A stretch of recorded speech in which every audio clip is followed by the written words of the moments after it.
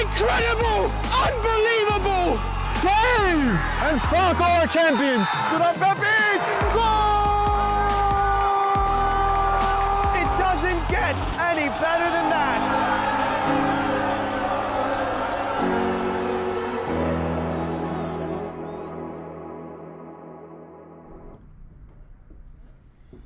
Welcome back, everyone, to one of the coolest soccer competitions on U.S. soil. This is the third qualifying round of the Lamar Hunt U.S. Open Cup.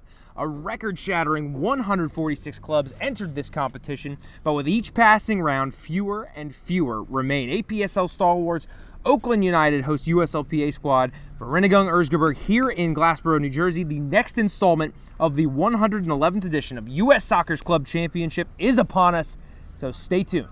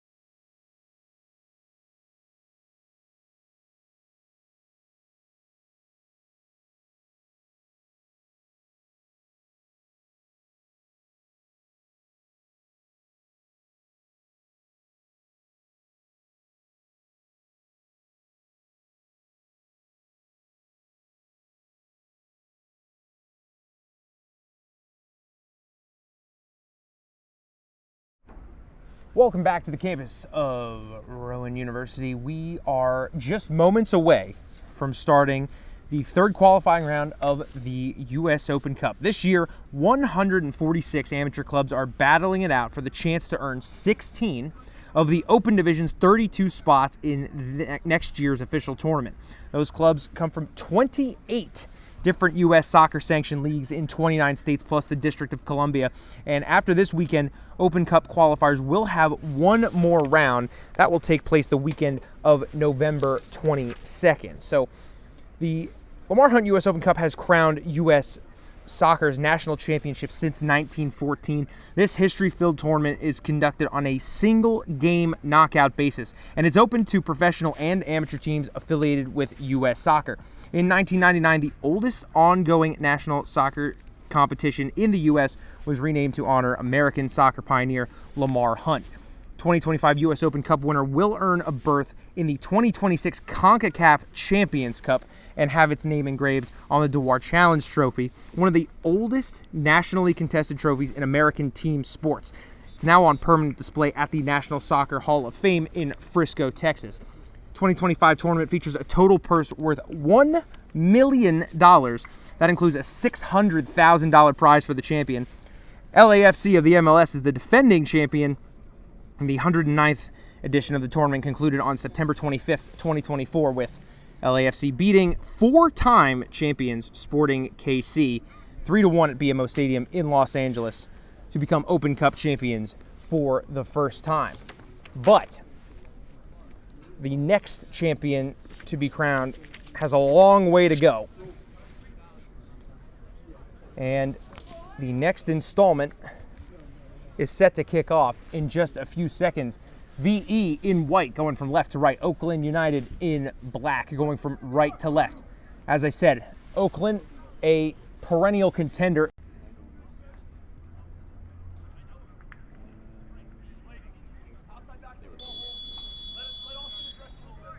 And we are underway from the campus of Rowan University as this first ball is flung in over the top, and VE have already pounced on the loose ball.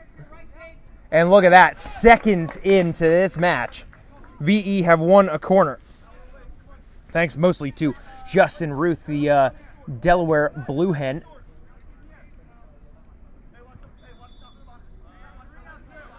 Looks like Chris Gomez is going to be the man to fling this one in. He's a former Lafayette Leopard in the Lehigh Valley, Easton, Pennsylvania. 2 hands up, left foot, in swinger, back post. Perella gets a strong hand to it. Well punched, but not really cleared. VE back on the ball. Hopino gets it off his foot. Nice little move, but Oaklyn pounce on it. And this is a frantic pace to start this game. You can see how much it means to these players. Turnover goes the way of VE, and they do win a throw-in.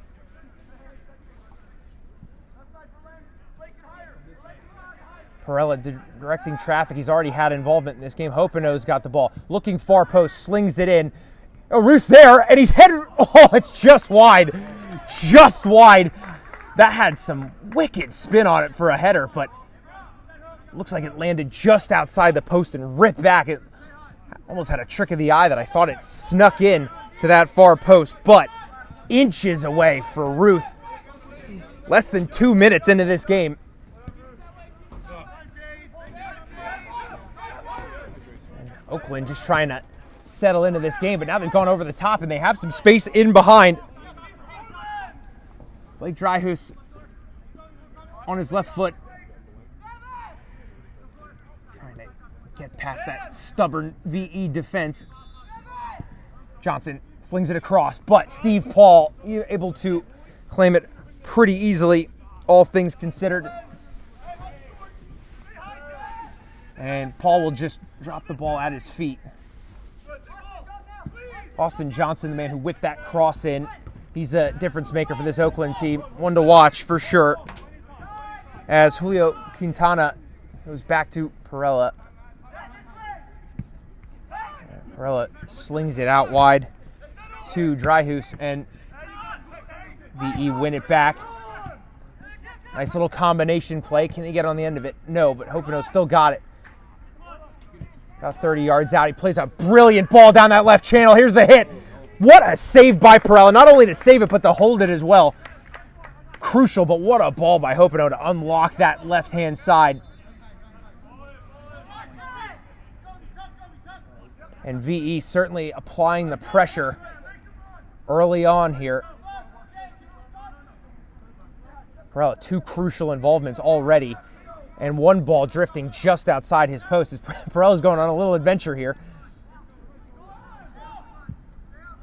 And eventually just hoofs it clear, looking towards Johnson, trying to hold up the play. Does well enough, I think. Gets it back. Little 1-2 at the top of the box. Has a hit, but that one goes well wide. That was Adam Sternberger who had the hit, but dragged it just wide. While we have a moment, I'd like to remind everyone today's Game and Frame broadcast is presented by Umbro, celebrating more than 100 years of football. Learn more at umbropremier.com. Headers won by VE, but it's Berlenz Lamarck who brought it down for Oaklyn. Over the top, looking for Mancuso. Cut out. Oh, and that one's offside, says the linesman. Mancuso must have just drifted before receiving that ball. Over the top, looking for Bobby Hennessy.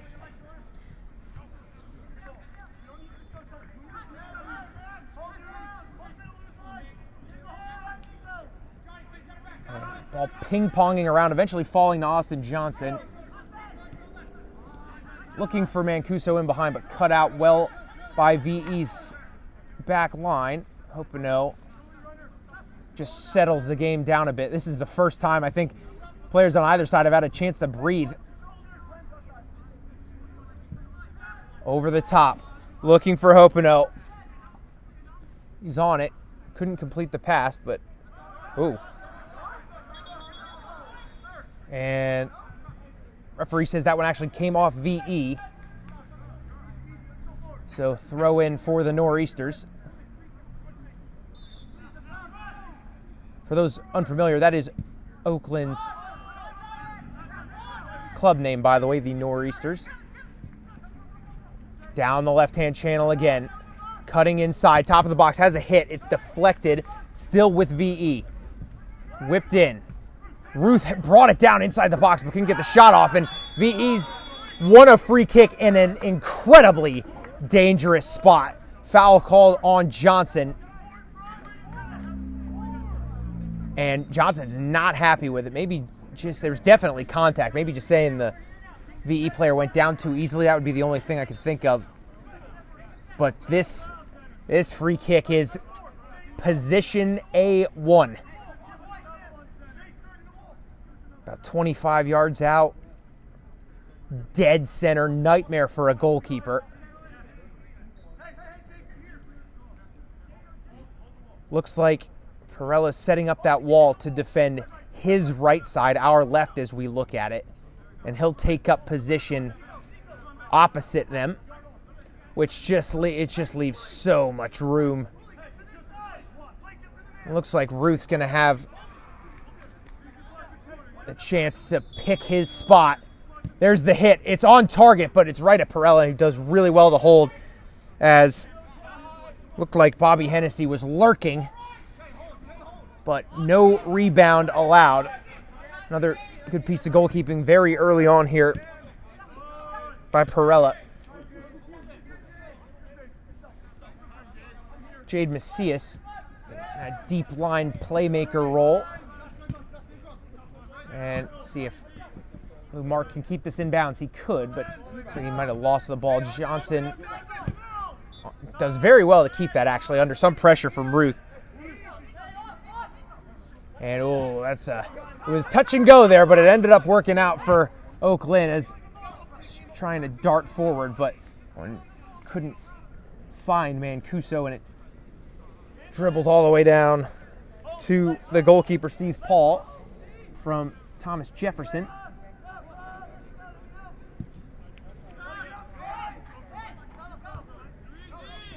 First header won by Lou Mark, and Oaklyn pick up the scraps as well.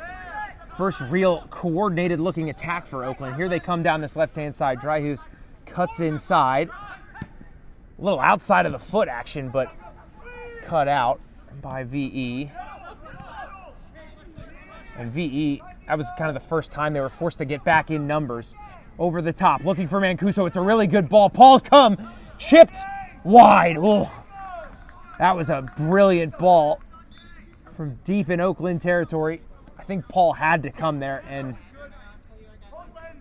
just did just enough to maybe put Mancuso off. Had to go for the chip. And it wasn't far off. So, still goalless as of now, but not for the want of trying. That's probably the third or fourth big chance we've had.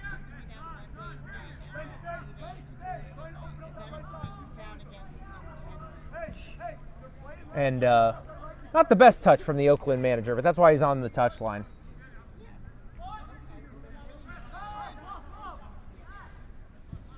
It's Alex Lewis, by the way, who's manning the bench over there for the Nor'easters. Zipped into Johnson. Man, there's just no time in that midfield.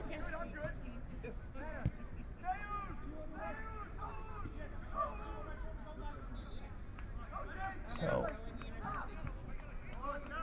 Oaklyn just trying to find a little bit of room. VE's got things pretty well locked down in the center of the park, and now you can see nobody's even checking in there.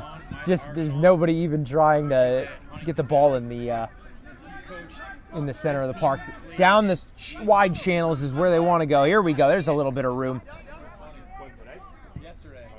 Ball played in. That was Sternberger trying the effort, but look out. Here comes VE the other way. 4 guys streaming down the other direction. Here's Ruth. Picks his head up. Ball played in. Whoa! And just cut out by Oaklyn and put wide of his post. That was alarm bells for the own goal were going off, but really well defended in the end. It was Nico Tramontana, the defensive stalwart of the Nor'easters, who I think had to make that intervention because there was a couple of VE guys running towards that far post. But he could only put it out for a corner. So another set piece opportunity. Chris Gomez, 2 hands up, in swinger once again towards that far post. Too far for Perella, but headed wide by Johnson. Bobby Hennessy couldn't keep it in. Nor'easter exhale.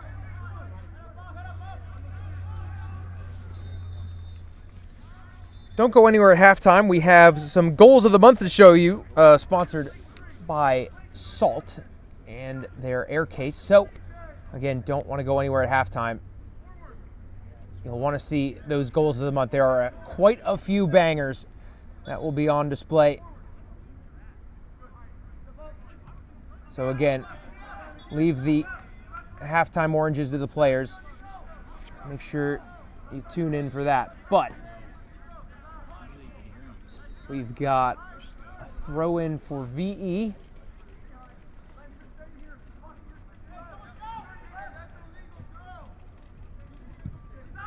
Ball clipped wide. And VE just bring that ball down.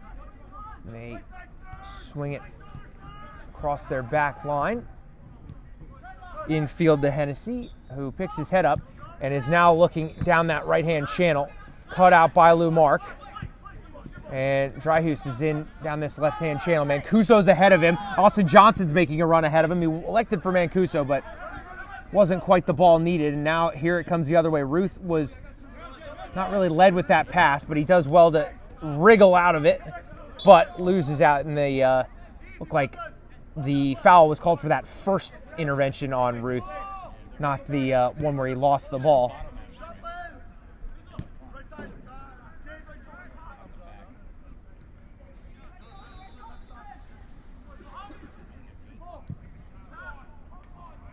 In behind for Hennessy. They've been battling all night down there.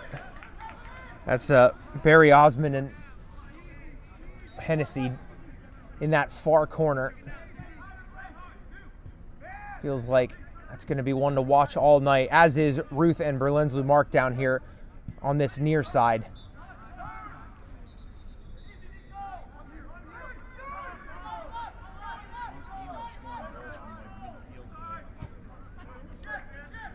Tramontana goes across. They eventually end up with Lou Mark down here, right in front of our camera. Oh, a nice little turn by Dryhouse, and now he's got some room to run. Look at this, Lou Mark down the left-hand side. Somehow squeezed that pass through. Far post over the head of Paul. There is a man back there, well defended, but it's fallen to Mancuso, who just put that one into, I think, Pennsylvania. Unfortunate, as that ball just fell right at the top of the box for him, but couldn't keep the volley down.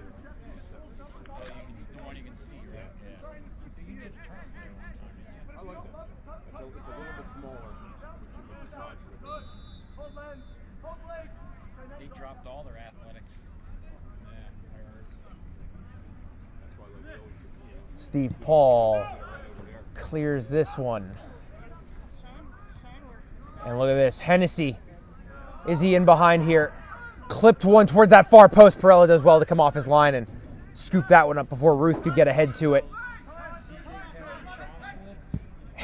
Right down the other way. It's like a ping pong tournament. Here it goes. Oh, Dryhouse gets clobbered and screams for a card, and there will be a card.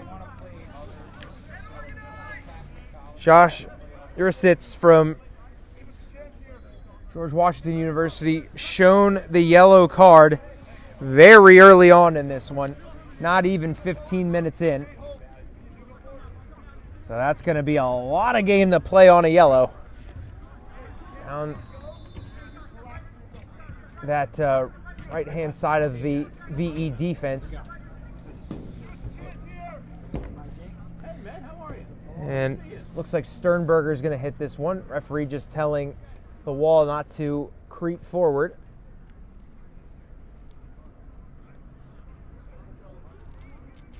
VE holding a, looks like a line at the penalty spot, if my depth perception is correct. Whipped in far post. Paul comes out, gets a crucial punch. Fallen back to the Nor'easter. Sternberger whipped in again, cleared again. Ruth has it this time, and it looks like VE's going to get out of that one unscathed, apart, of course, from the yellow card. Over the top. In behind. Can Lou Mark get there? He does, but can only pop it straight up. And then cleans up the scraps, finds Sternberger. Macias looked like he was looking for Dryhouse, but couldn't find him. And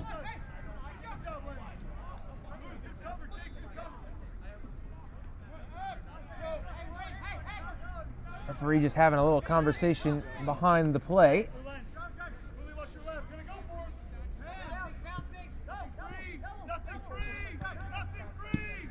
And that ball was kind of sliced and it's fallen top of the box. There's the hit. What a strike from the Nor'easters! Nothing Paul could do about that one as Jake Malinge puts one in the top corner to give Oaklyn a 1-0 lead.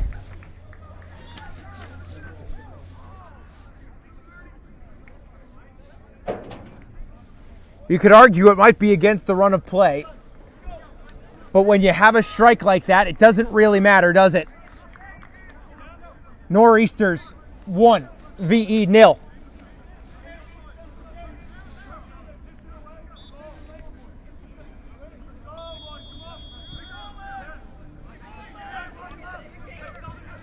And VE had pretty much all of the ball the first 5-10 minutes, but now find themselves chasing this game.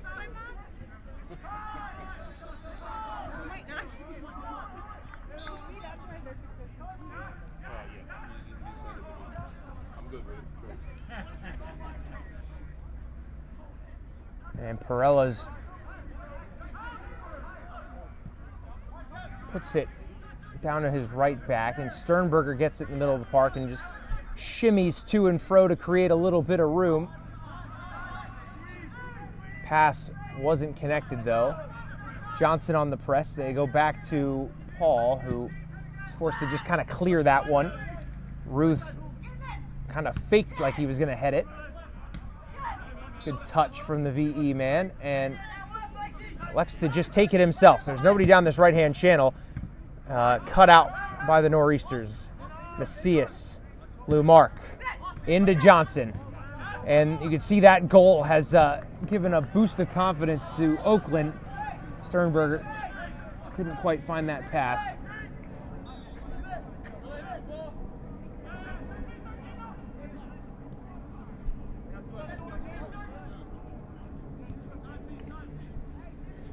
Tony Charlante goes out down that left-hand side.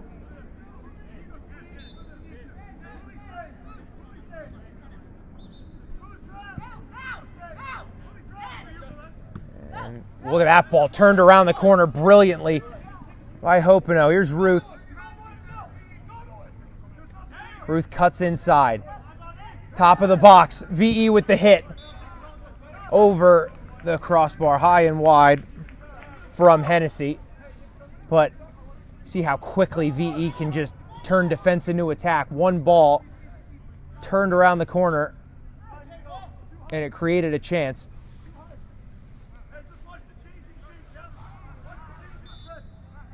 We're in the 20th minute, and it feels like we've had about 20 chances in this match. So far, just 1-0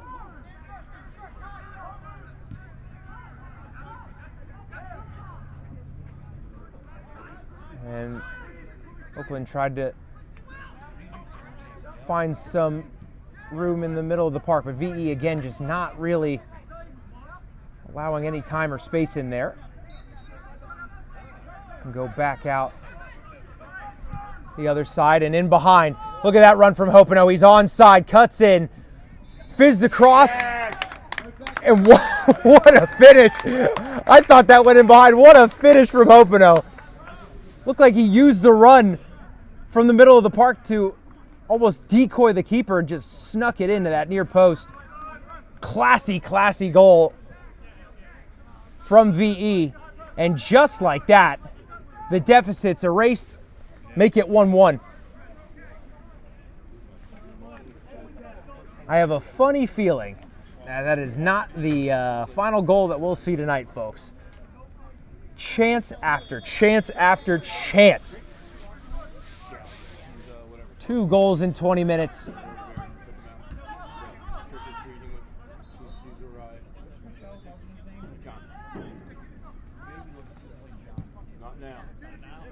Morella forced to just clobber that one forward.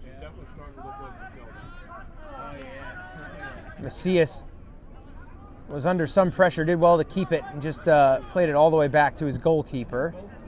Morella clips forward. Johnson can't win the header. Austin Johnson's been all over the ball, by the way. I feel like I've called his name 100 times already.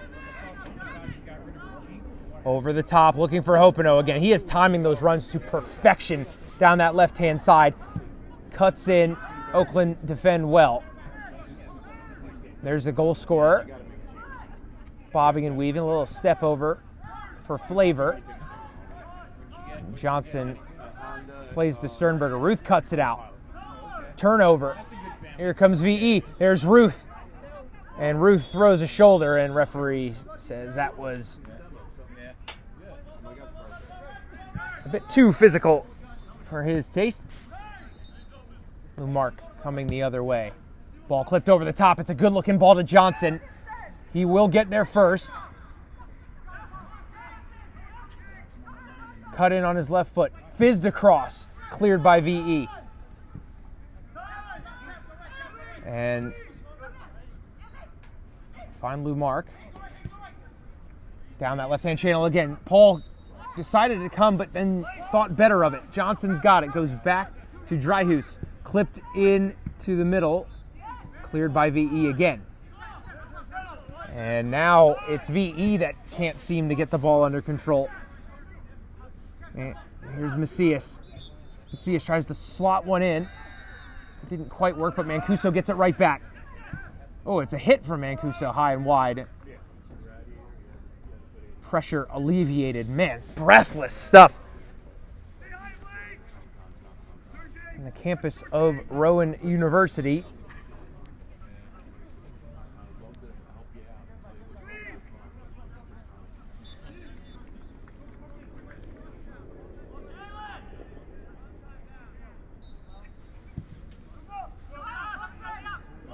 Paul clears it. Lou Mark wins the header.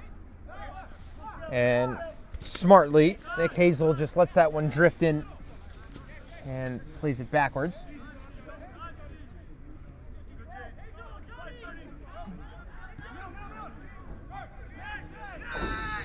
Out the other side, go VE.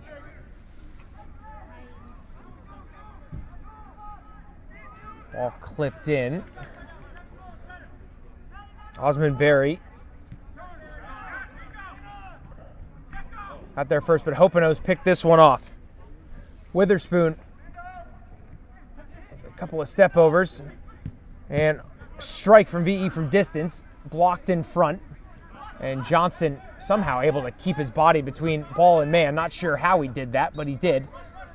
Macias clipped over the top, really nice ball. It's Dryhouse, can't get the touchdown though, and his goalkeeper applauds that effort from the yellow-carded Urasits. And Ruth wants that one down the middle. And Lou Mark does well to just stay in the middle.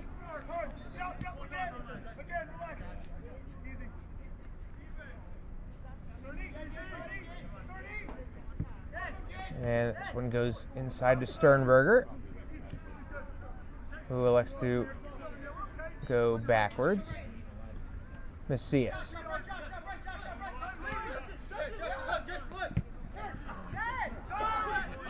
And here's Dryhouse darting through the middle of the field. And Hazel does really well to win that one back. Here's Ruth. Around the corner to Weatherspoon. Poked around for Hopino with another perfectly timed run. He's in behind, looking for options, doesn't have any. He goes down in the box, penalty awarded. And yellow card shown to Tramontana.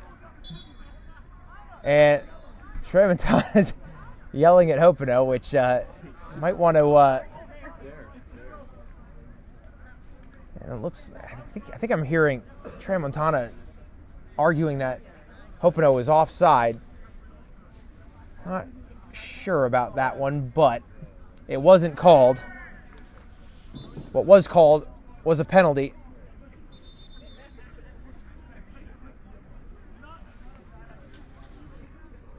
It looks like Hopino and Tramontana are still talking about it behind the play here. That's funny.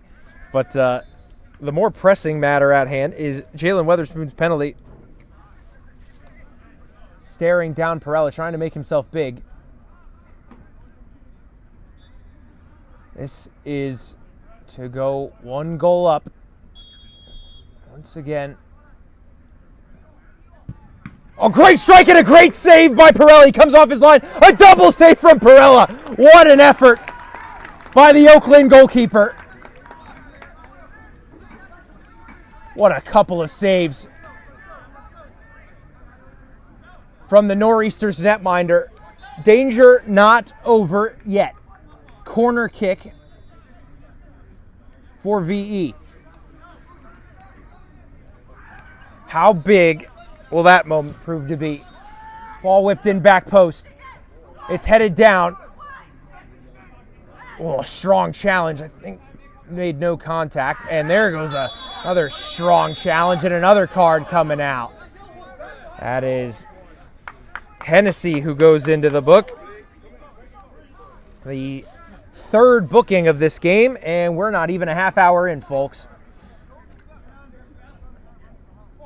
And I think now the coaching staffs are starting to need to worry about minute management already.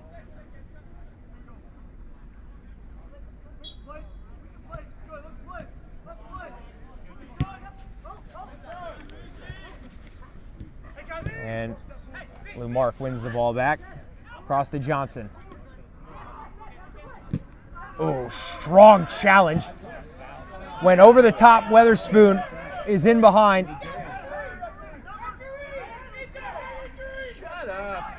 And Weatherspoon cuts inside.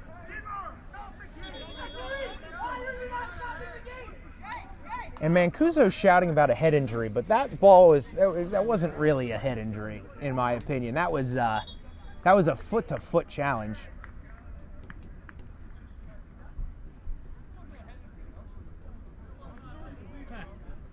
He's just mad that he didn't get the ball. And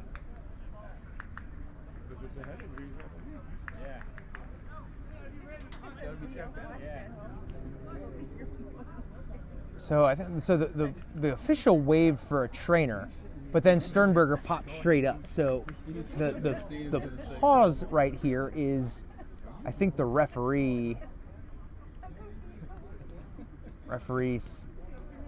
apparently okay with it.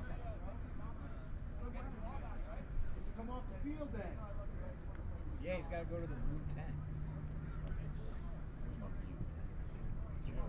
And What happens in football when you get a keeper? all right, so referee looks like he's fine to play a drop ball to Perella, who had it when the game was stopped. So we are back underway. Still 1-1. Over the top. Ruth gets it. looking for Hopino inside, and Hopino just, I think, got faked out by the Oaklyn man missing that challenge. Johnson around the corner to Sternberger. And looks like Barry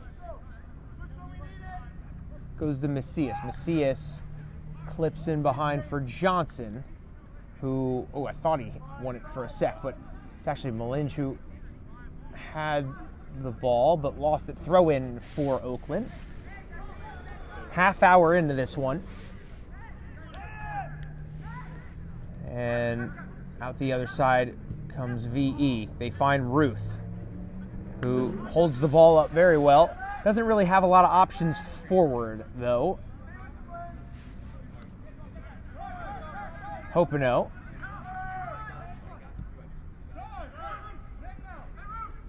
Ruth goes backwards to Hazel. Hazel puts it across the back.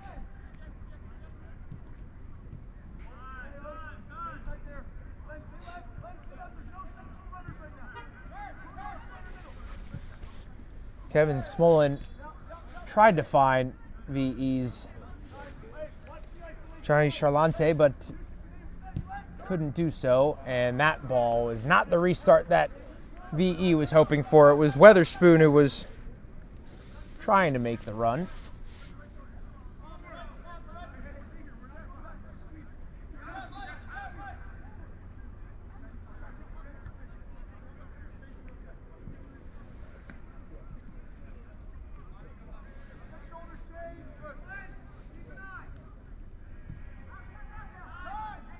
When falls for Oaklyn. Johnson looking for Mancuso, headed well, and not really a lot of midfield support for the Nor'easters. Over the top, that's Hennessy. And referee called a free kick there. It looked a little soft, but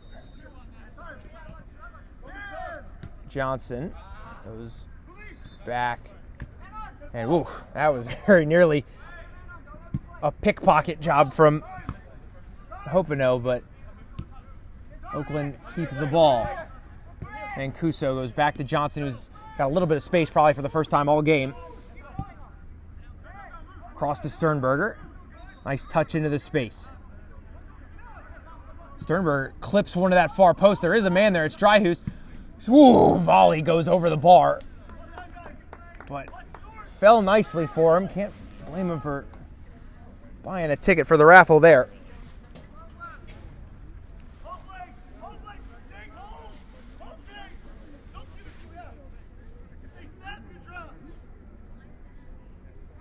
Perella just directing some defensive traffic. And CS looks like he wants to win this one. He was beat out by Hopino. He actually picked up the second ball.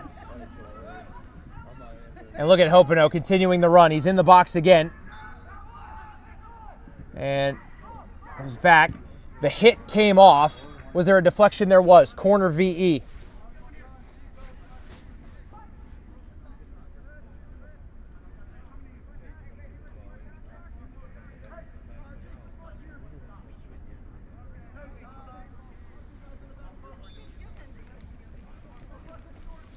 Hopino taking it on that far side.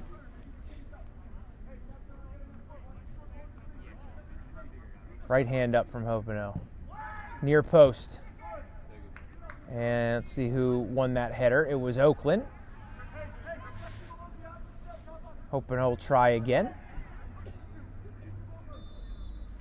So Oaklyn have a ton of players in the mixer, but not really anyone standing guard right outside the top of the box. And that one went straight up. Perella punches. Weatherspoon won the header, but it kind of went straight up. And look at this volley from Hazel. That was speculative, but wasn't too bad of a hit, but did go over the bar.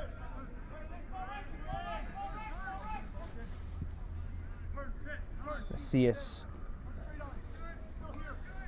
About 10 minutes left in this first half. Again, stoppage time may be tacked on, but 10 minutes left of the 45.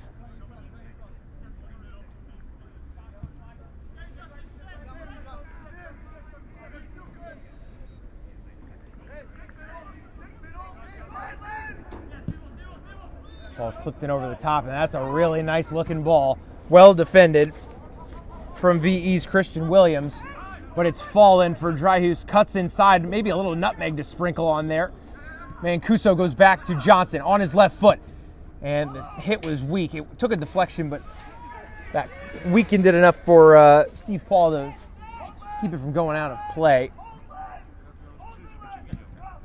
And Paul's punt kind of comes off the side of his foot, and wow, that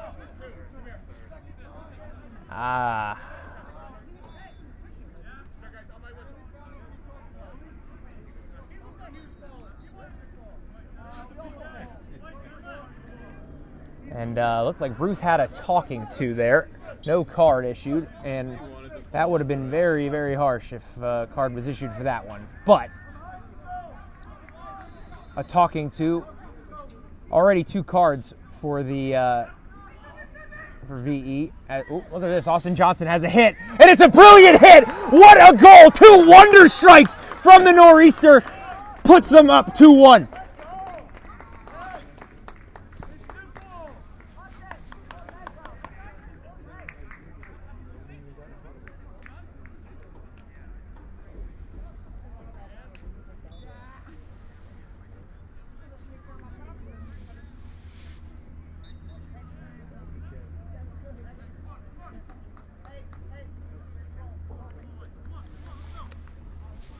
VE missed, or rather a penalty was saved by the Oaklyn goalkeeper to prevent them from going 2-1 up. And now they've gone down the other end and scored a second of their own. It's 2-1 to the hosts.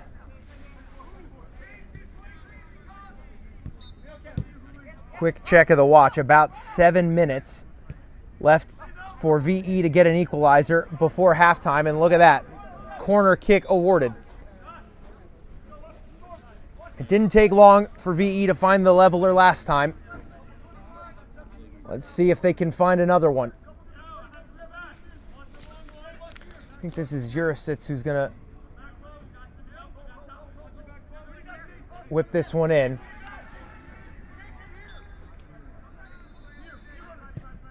Ball in swinging, headed clear by Oaklyn. Hazel coming to defend it. Gets it back into Jurisic. Hopino running towards that corner flag. That ball was deflected and it fell. But it was just a clearance that was on tap from Julio Quintana. But Mancuso does well enough to force VE to go all the way back. Paul clears it. Hopino's off, but Ruth is not. Can he keep that one in? He can. That's a brilliant piece of hustle from Ruth. And Hopino finds Ruth again. Back to Hopino. Goes infield. We'll find Weatherspoon. Weatherspoon trying to make his mind up. Eventually does go to Smullen. And Charlante has the ball. There's 3 black shirts around him. They finally went out. And here they come the other way. Look at Dryhus running down this left-hand side. I think he might have gotten a bit too ahead of the back line there. But Sternberger's got some room. He picks his head up. He has a shot from distance. That one was not the same venom that were on the first 2 wonder strikes.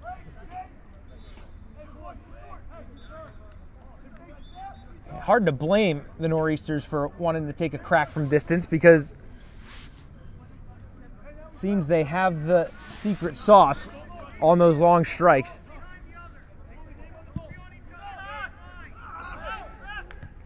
Charlante wins that ball. Hopino, I think, had drifted offside, and the linesman spots it. No way, sir. VE players aren't happy with that one. The hometown call.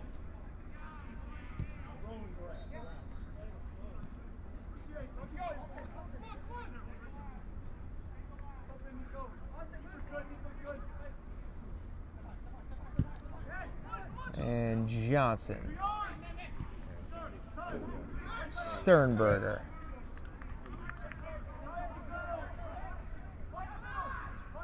Tramontana with it now. Clipped in behind. And Hazel clears it, but only as far as Mancuso, who's now in the penalty area. Has a hit, and oh, it's just over. Jeez. It was very nearly 3. Less than 5. Left in the half now. And Mancuso almost gave the home team a 2-goal advantage.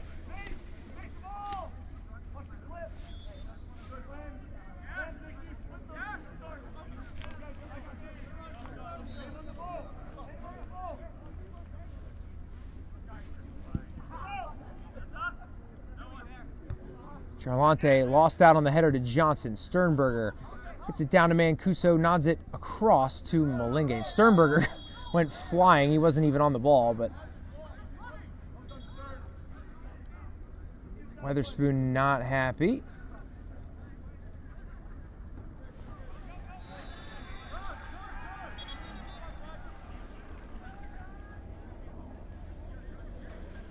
Referee having a word with a second VE player now. So keep in mind, cards are 2-1 with VE having 2, and now they've had 2 players have a little talking to from the referee. Referee wasn't happy with the migration of that ball. So Macias brings it back and now hits it over the top. Paul comes and oh, he's fumbled that one. Luckily, Hazel was alert to it. And that ball wasn't the one needed. Lumark picked it off. Dryhouse picks his head up. Cross from Lumark. But too high and too deep. Goal kick for VE. About 2.5 left of the first 45. Again, with likely at least some stoppage to tack on to that. Not sure how much. Weatherspoon goes down, wins a free kick.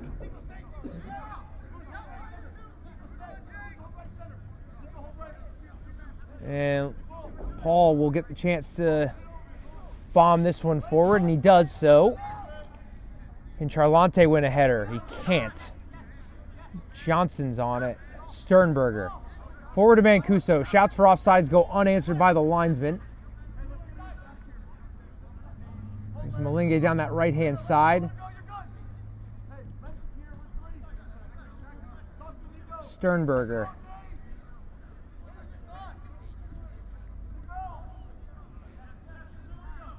Being swarmed by VE. Somehow keeps the ball. How did he do that?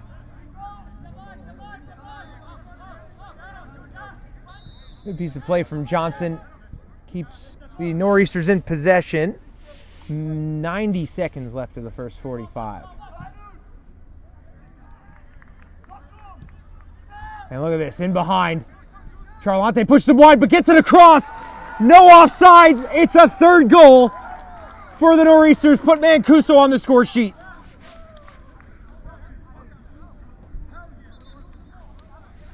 That was a very, very deep run from Osman Bari and somehow was able to shove it across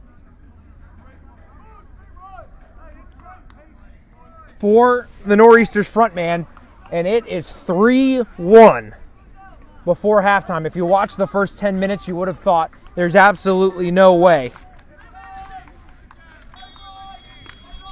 But that is 3 goals for the Nor'easters.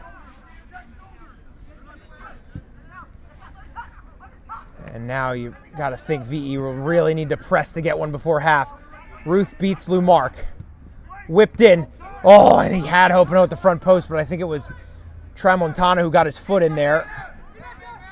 Johnson loses out to Weatherspoon. Ruth again against Lumark. Now there's a second Oaklyn player who misses the ball, but Lumark was able to do it himself.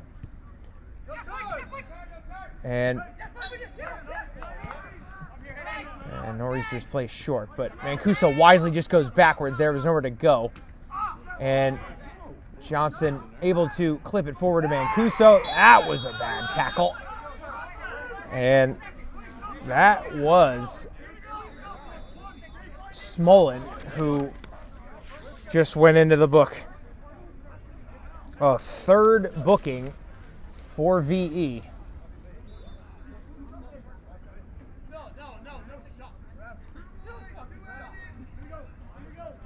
So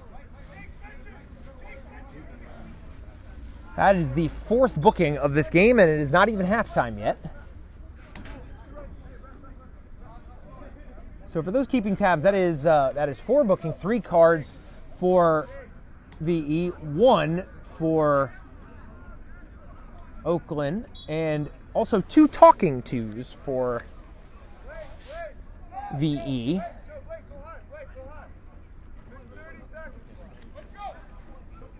Referee wants the play to continue, and that ball finds Dryhouse. He's offsides.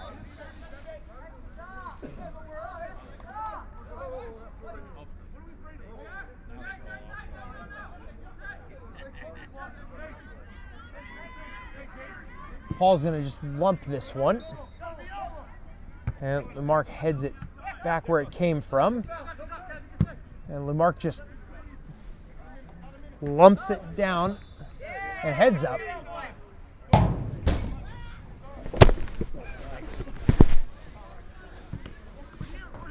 Ladies and gentlemen, that ball got up close and personal to our camera gear, but I'm happy to report no one was damaged after that ball was cleared.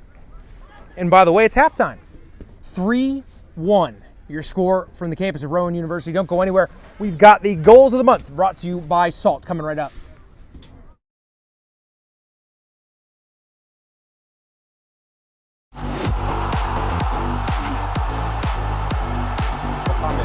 He's right, Michaelek will continue his run. Mohamed cuts inside away from Conte's foot. Mohamed! That's a golazo if I've ever seen one. Mohamed from 30 yards out curls it over the flash and just under the upper 90 on the left side of the goal. Beautiful shaped ball to Caesar. Caesar onto his left foot. Oh, that's brilliant. It's 3-1 Osners. The substitute Caesar with a breathtaking goal.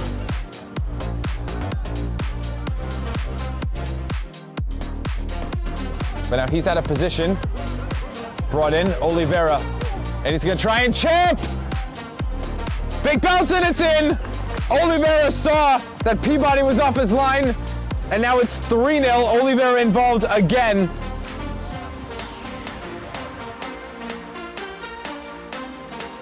Almost on the counter. Bot Club there to prevent that from happening. Now Mikkelsen looking for number 8. Mikkelsen takes on the keeper. What a finish! Waiting for the signal from the referee, and Mikkelsen finds the 8th goal of the match. And stupendous fashion taking on the keeper. To do so, here's Gonzaga. He goes for goal, and it's in! Philadelphia Heritage 3! This guy, a man of magic. That tight space in the side of the field there, but it likely won't really result in too much. Lighthouse passing the ball back and forth, and it will be in!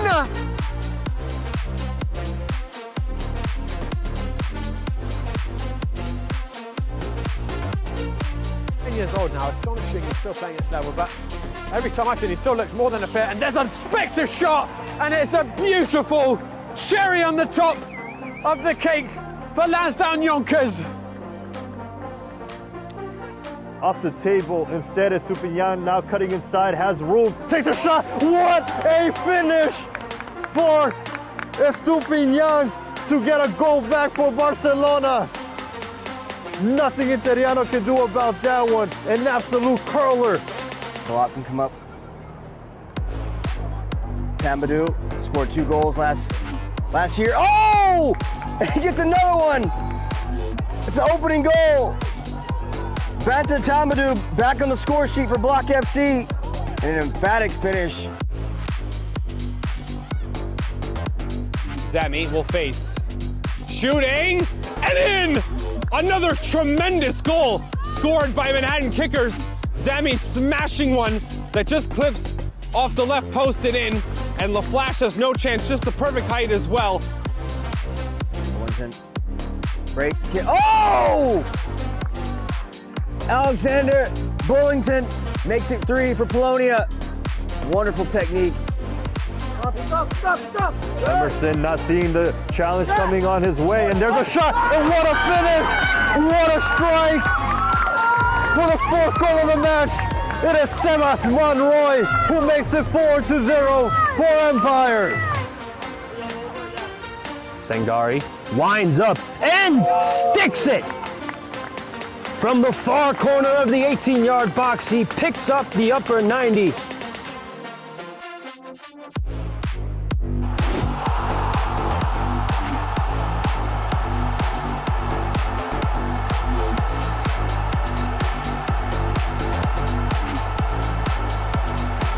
From soccer fields across the USA to the legendary stadiums of Spain and Portugal, for 40 years, Petrobax has been the go-to expert for group travel to Spain and Portugal. We organize soccer group trips from start to finish, flights, hotels, transportation, and guided tours, all perfectly coordinated by our experienced team. Your trip can include attending La Liga and Portuguese Primeira Liga games, matches against local teams, pro training sessions, and even tournaments. As true experts in Spain and Portugal, we'll ensure you also experience the rich history, vibrant culture, and incredible food these countries are famous for. Celebrating 40 years of crafting unforgettable journeys to Spain and Portugal. Petrobax, your team, your passion, your trip to Spain and Portugal starts here. My name is Austin Brummett. I'm a men's soccer player at San Diego State University, and I play forward. The Salt Air Case helps block odor from my cleats when I'm driving in my car or when I'm keeping my cleats inside my house, so I don't have to worry about it stinking up my room. It helps me keep track of my cleats and my shin guards, so I know that they're together, and I don't have to worry about tracking them down or losing them or stressing out about where they are. I would definitely rock this, walking to the games, walking around to my trainings. And it's super helpful for travel. When I travel in the airport to go to away games, it's not going to stink up my backpack or stink up the plane where I'm sitting. Magnetic strip on the top is super easy to open to take my cleats out and to put my cleats back in. I think it's an essential part of my outfit for soccer, and it helps keep all my stuff organized and stink-free.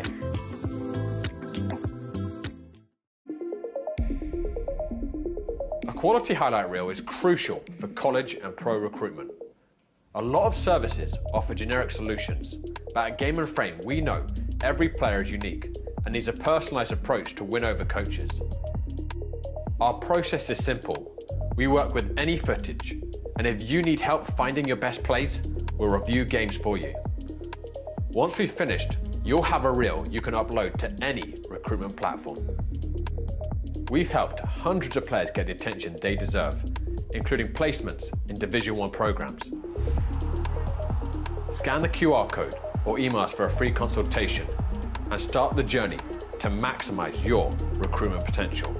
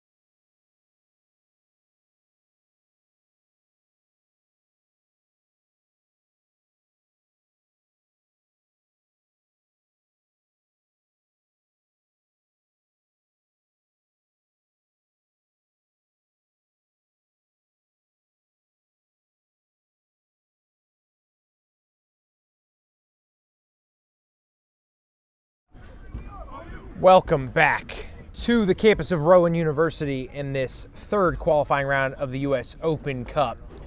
3-1 your score in favor of our hosts at 2 wonder strikes. The difference for Oaklyn. Before we get underway, I want to remind everyone that today's Game and Frame broadcast is presented by Umbro, celebrating more than 100 years of football. Learn more at umbropremier.com. Hope you enjoyed the Goals of the Month presented by Salt at halftime. But halftime is over now. We are underway in this second half. VE in white going from right to left. Oaklyn in black going from left to right. In addition to the goal advantage, Oaklyn are also in the yellow card advantage. 3 for VE, 1 for Oaklyn. And somehow VE was able to shepherd that one out. I think that was Nick Yurcho who helped see it out.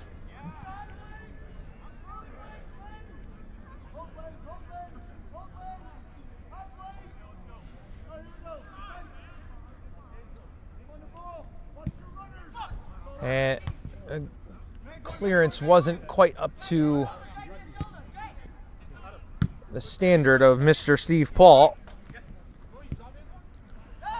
That ball won't go in behind. Looked like Lincoln wasn't on the same page as Sternberger. A goal kick. So interesting tactical move here from VE. Ruth has moved from right winger to left winger. And here he is challenging for this ball, and it just came off of him. So not sure if the coaching staff saw a matchup they didn't like. Maybe Ruth just likes being closer to the camera. Who knows? But he's on the left side now. Hoping no pressuring that one didn't get there. Looks like Christian Williams got the header. And Malinge does win the ball. And we're getting to that point in the competition where somebody is unhappy with the ref's call at all times. And Tramontana very neatly slings that one across the field. And he wanted Macias, but Macias got covered up, so he'll go all the way across to Malinge, the first goal scorer for Oaklyn. Whipped inside. It's found its way into Johnson. Johnson goes wide to Dryhouse. Picks his head up on that left foot. Goes baseline. Tried to cross it. Deflected. Corner kick Nor'easters.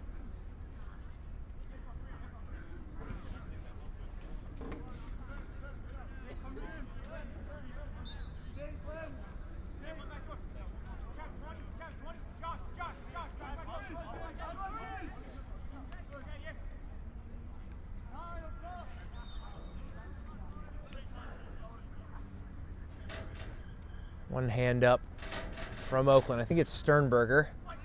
Puts a really nice ball in. Hazel kind of cleared it. Shot comes in. It's blocked. Hopino plays forward to Ruth. Waiting for support. There's Weatherspoon, but it's picked off by Johnson. Johnson picks his head up. He's got Sternberger ahead of him, which he uses. Mancuso tried to play a 1-2 with Sternberger. Well cut out by Yurcho.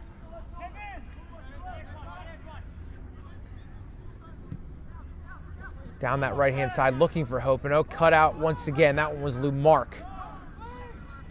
There's Johnson. Really nice ball played for Mancuso, who gets across Yurcho. I think that was a cross, but it didn't really get where it was intending to go. Ruth will pick that one out of the air. And handball called on Ruth there.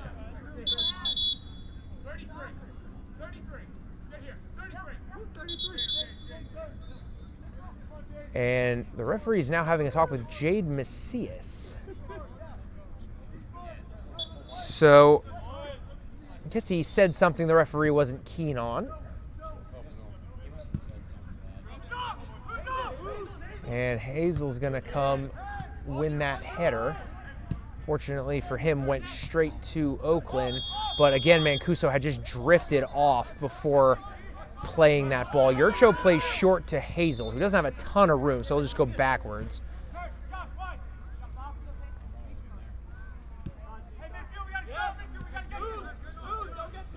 And Williams, Weatherspoon, Gomez goes back.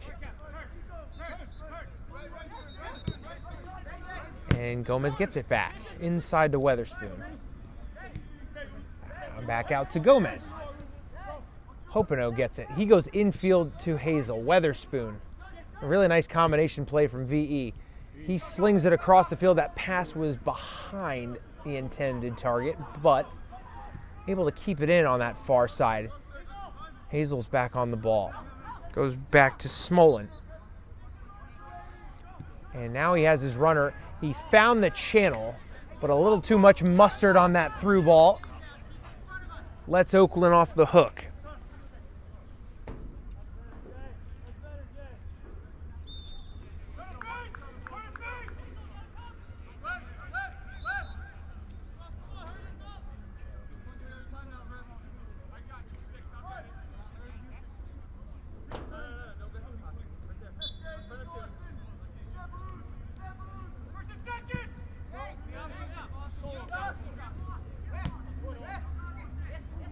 Johnson wins that header, but only puts it right back to Hopino. Nice little step over from Smolin to evade the pressure, and now he's created a little bit of room. He finds Hopino. Nice little dummy from Hopino. Lets Weatherspoon play Ruth in. Ruth just kind of flubbed the cross.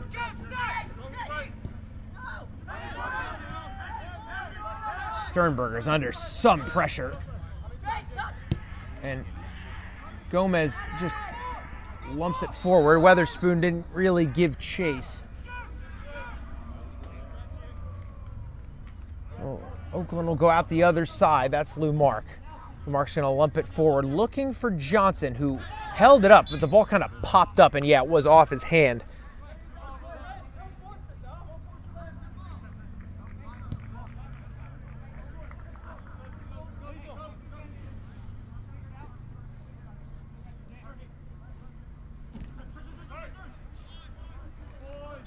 And here comes Smolin forward. Hopino was the intended target, didn't get there. Hazel does well to keep it. Finds Smolin again in a little more space. Outside to Ruth. Coming in on Barry. Clipped far post. Lumark kind of popped it straight up. No white shirts in the area though. Sternberger didn't really get that clearance flush. And just nobody in the last 4 or 5 touches was able to really control that ball. But it goes out of play, so we'll try again.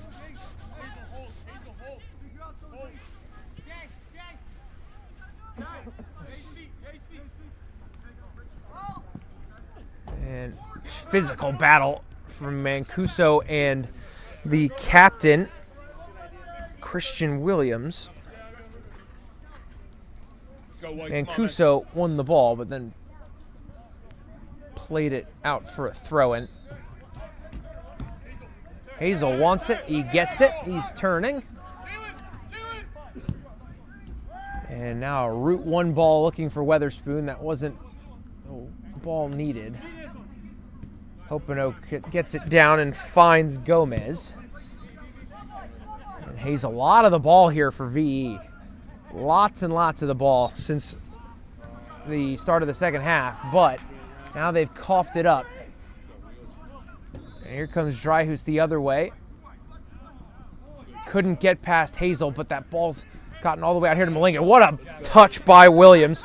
And now he's streaking down this other side.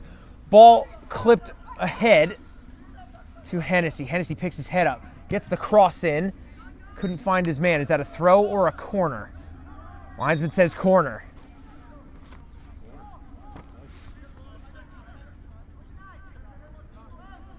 That ball is gone forever, so we'll get a new rock.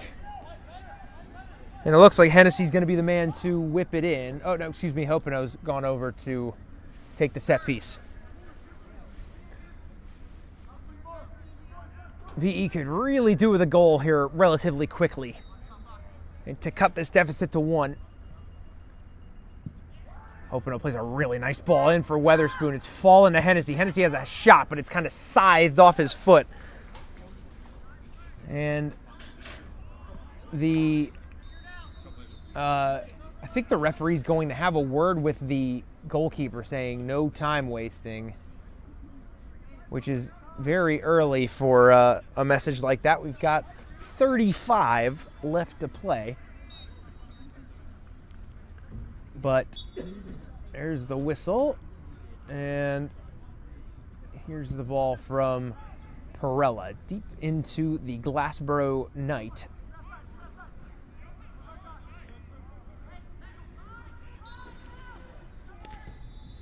Like Urisit's got the throw in, and looks like Hennessy's coming the other way. Cut back ball, top of the box, strike. It's fallen. Is that ball in? Or Perella has that ball. My goodness.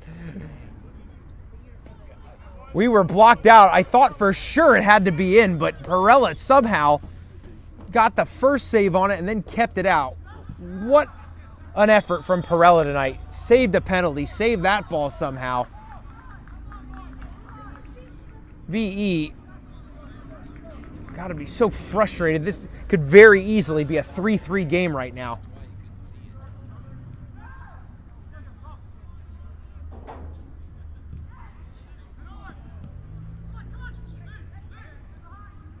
And Williams' pass got picked off.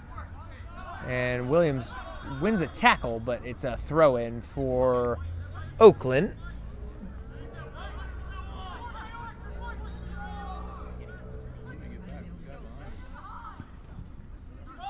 And look at this, Mancuso coming the other way.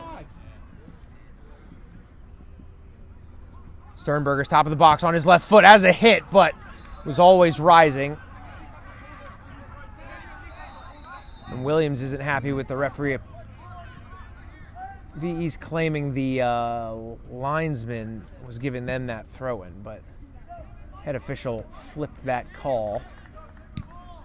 And Weatherspoon gets it forward. Look at that. Hopeno couldn't get a foot to it. And Perella's playing a dangerous game over there, but it worked out for him.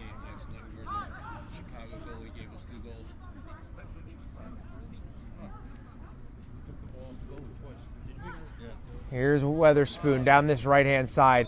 Can he beat his man? He can. Cross is kind of blocked out by Perella rather than handled. But it worked.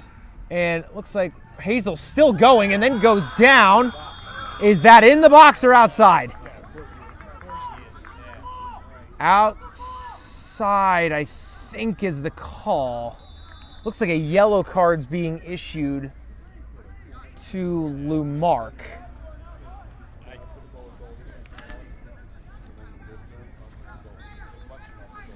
The fifth booking of the night.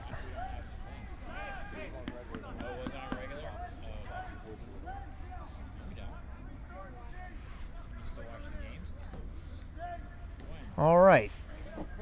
So just outside the box, and I mean by about what looks like 2.5 feet.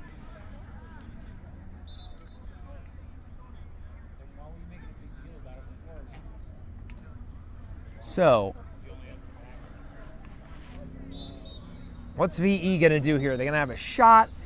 They're going to try and put one across the face of Perella. It's very tight angle for a shot, must be said.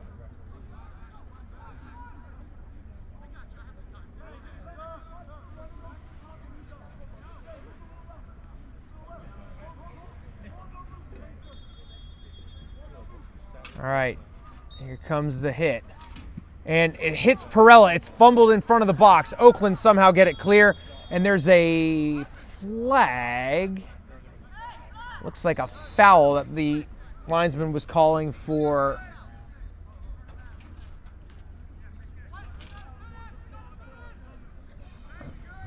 in favor of Oaklyn. I'm not sure who would have committed that foul, but Perella's got a free kick at his own 6.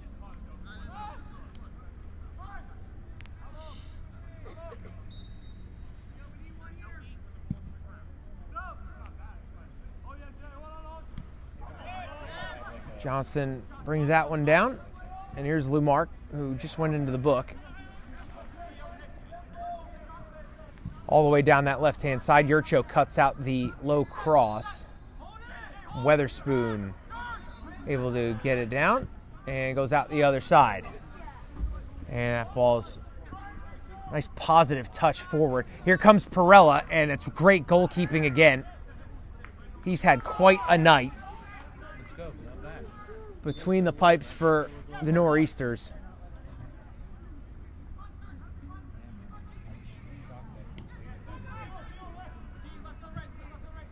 And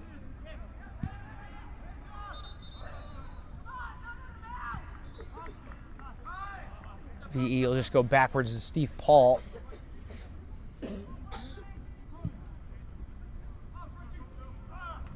And Hennessy didn't win that header, but Hopino covered him in behind. He's won a throw-in.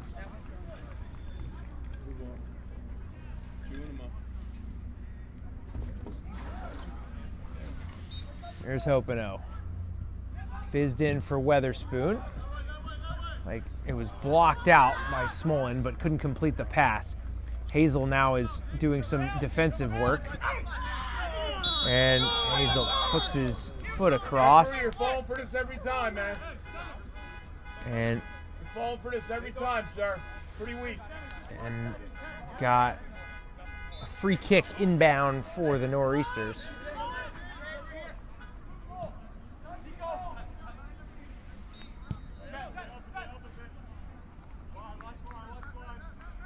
Perella clears that. So a little more intentional than a clearance. I should give him credit for. Lumark was right under that ball, and now he's got it forward to Dryhouse, who kind of had it stuck under the feet of the VE defender. But now Smolin's coming out the other way, and he's tried to fizz one forward to Hopino, but it's cut out by Lumark again. Nice little combination play.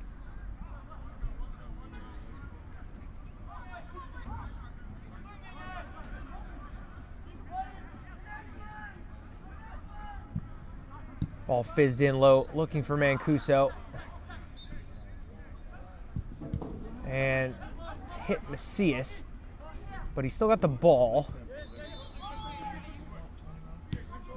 Gomez looking for Ruth, but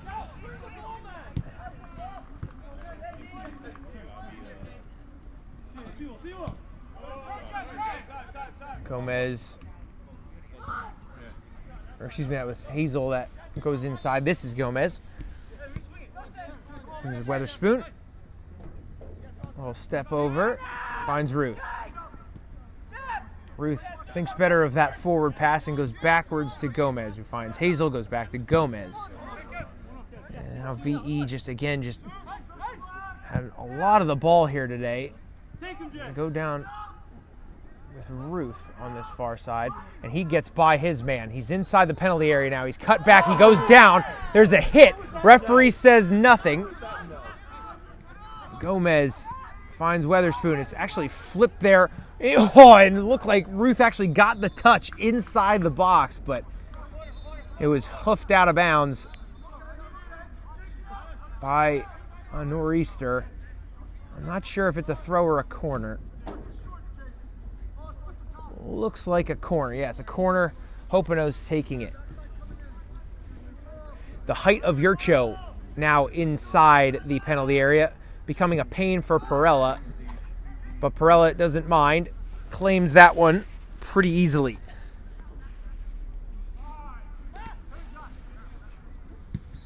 Oh, nice clearance from Perella. Can Malinga get on the end of that one? He can't.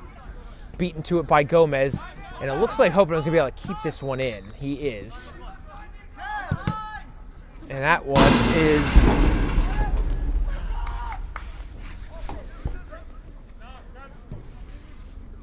That's two soccer balls that have come in the area of the camera equipment, ladies and gentlemen. It's not what we like to see. But happy to report no camera equipment or game and frame presenters were harmed, and play continues.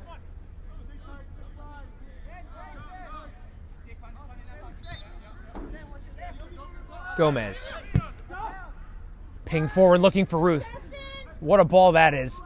Dropped right on top of the box. But and that one is just cleared out of play by Oaklyn.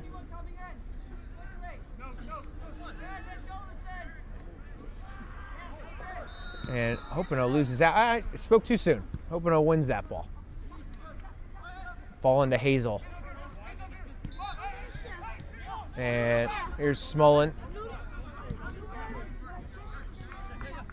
Gomez. I kind of crossed up that one, and oh my goodness. I don't think that was a shot, but had Perella sweating a little bit. But he was able to keep it out. Yurcho heads that one back in where it came from pretty easily.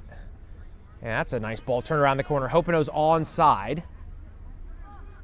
And, gets by one really nicely. Fizzed one in, and I think it kind of hit Tramontana more so than Tramontana cleared it. But whatever works when you're inside the penalty area. Weatherspoon with a step over. He goes down. It's got to be a foul. It is. And again, it's just right on the edge of that box. Referee says he looks happy to award a free kick, not a penalty.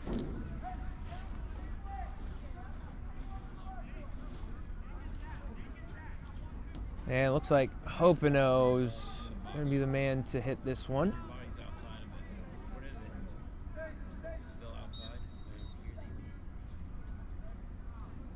Okay. So, interesting note here. Yurcho looks like he's taken up residence in an offside position here. So he can't affect this play. I spoke too soon. He's now tracking back onside. Hopino clips that one far post.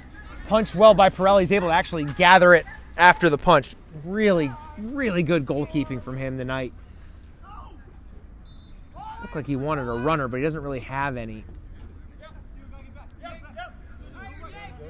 And waited about as long as he was physically able to before he, that was not a lot in that one, but foul called. And we're going to get a substitute. Okay, Osman Bari is done for the night.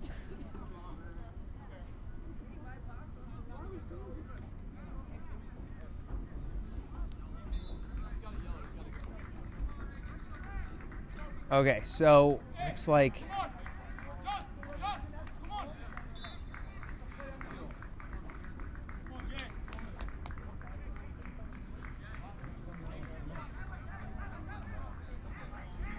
Malinge's now taking up residence at right back. And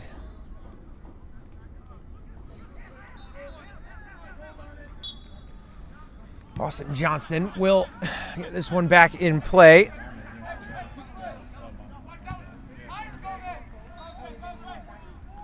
Ethan Ramito, the man who came on, he's taken up residence at right wing.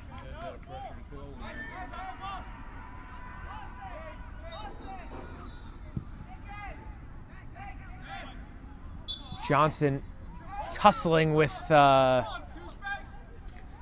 Christian Williams. And I do want to apologize for any untoward language you may have heard during our broadcast this evening. The players are passionate and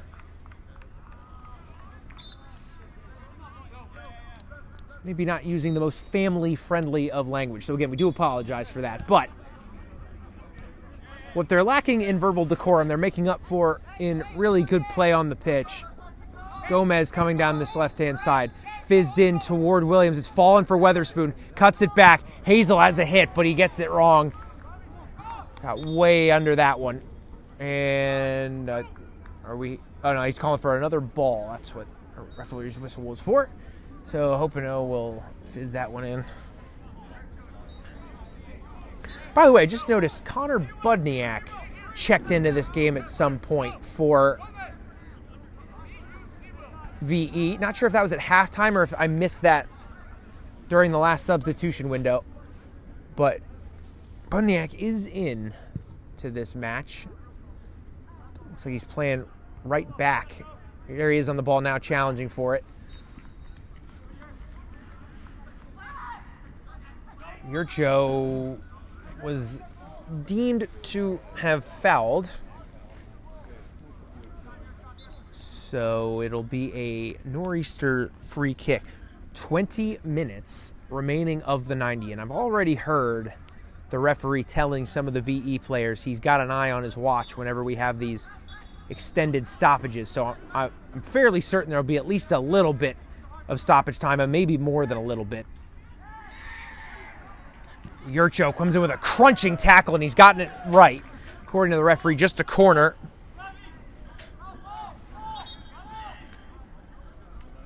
And another ball needed.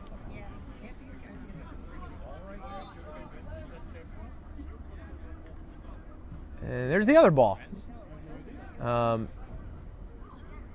now the Oaklyn man is spoiled for choice.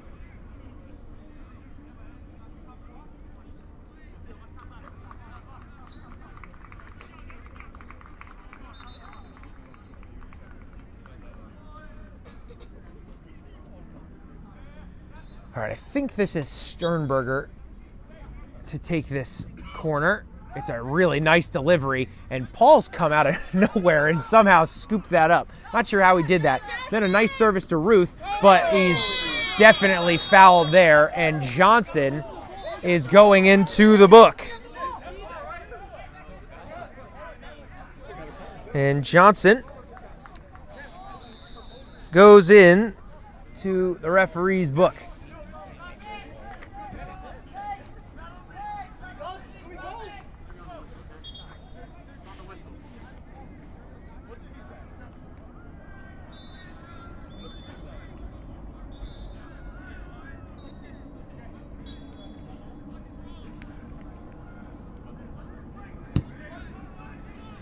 Ball clipped forward. Header won by Oaklyn. Sternberger losing out to Hazel. Down to Budniak on that right-hand side. Goes infield to Hopino, who couldn't quite get it. And now looks like Perello wanted to go on another little walk, but eventually picks the ball up. Here's Malinga down the right-hand side. And this is Ramito checking in. Doesn't get it. Goes to Macias instead. And Johnson goes around the corner. Ramito, I think his first touch of the match. Came in as a substitute. He's played a really nice ball, and it's beaten Yurcho. Mancuso's in behind. Stops the ball at top of the box. Then turned and had a hit. It was blocked. And then Budniak just hits it out of bounds. And Mancuso's now down inside the penalty area, getting to his feet. Or maybe I think he's just cramping from the looks of it.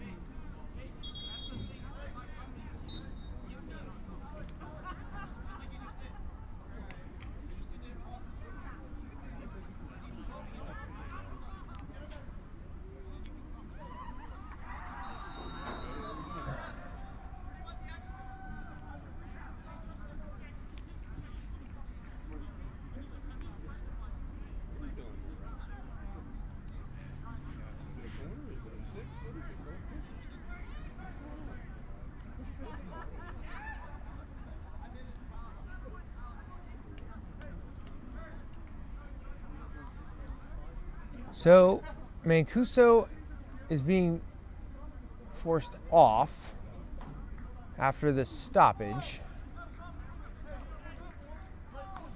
And I think, so that's a He's exiting this game, actually. So Mancuso has run his race. And checking in his stead is Ahmed Saidi.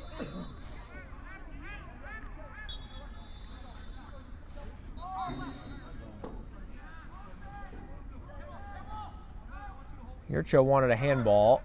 He didn't get it. It's a corner. I think Sternberger's going to be the one to take it.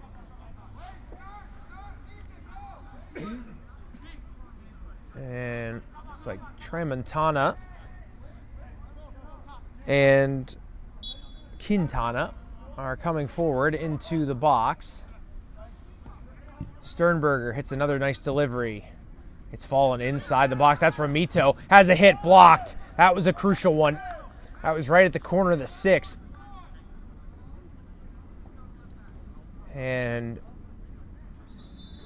I think Weatherspoon and the referee have become close friends. I feel like they're talking an awful lot during this game. 15 minutes left of the 90. Sternberger's delivery comes in, and I don't think Paul got there.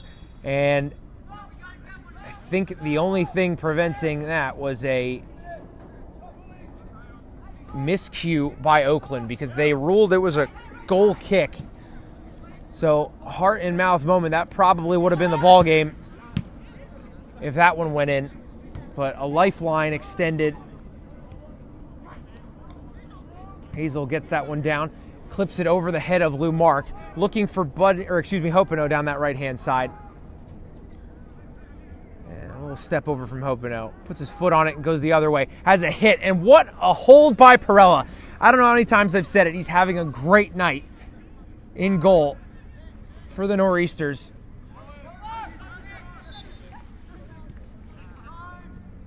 Macias somehow able to get that out the other way to Saidi. Ramito finds Johnson, who's able to keep it under pressure from Weatherspoon. Goes to Sternberger down the left-hand side, who's got a little more room. And there's I think more of a cynical foul from Mr. Williams, and he will enter the book.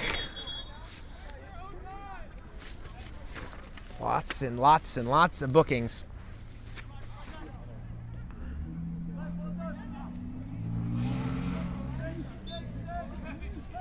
I think by my count, that is the 7th booking of this match. In fact, it might even be the 8th. I think it might be the 8th. It's a lot to keep track of. I'm running out of fingers over here. But I hope the referee has another few pages in there, because especially as this game starts winding down, you can bet the Oaklyn players will happily trade yellows to stop breaks from VE going the other way.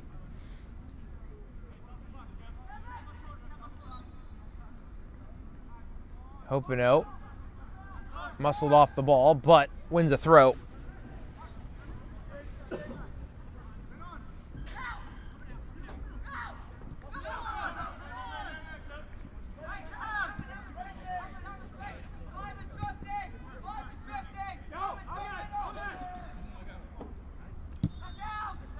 Ball played long, nobody home, but Weatherspoon will pick up the scraps. Here's Ruth.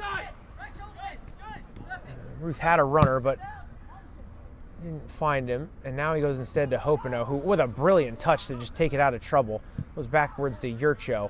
That ball is looking forward to Budniak, who does well to bring it down. And infield to Hazel. To Weatherspoon, back to Hazel, across to Ruth. He's in some space. He's inside the penalty area, onto his right foot, clips it across. Who's there? Did that go in? No, it's the outside of the net. Oh, inches away. For VE, I think that was Hopino, who couldn't turn it home. Wrong side of the post. And just over 10 minutes remaining of the 90. I am fairly certain we're going to have a pretty sizable chunk of stoppage time to add on to that. But Only 10.5 left of the 90. Williams giving chase with Johnson coming through. Gomez. That's a kind of a tricky ball back to Paul, who does well. Just takes it across his own face and was trying to find Hopino, but couldn't. Lou Marks coming the other way. Gets past Budniak, who actually Budniak did well to recover and put that one out of play. Nice defending there from the right back substitute for VE. Lou Mark looks like he's ready to throw this one in.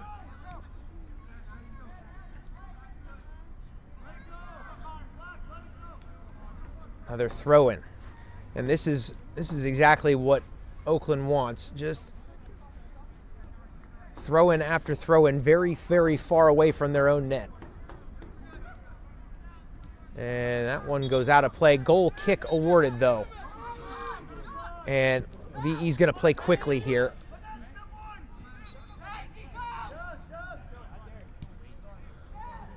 And go backwards to Paul, and they'll just kind of reset.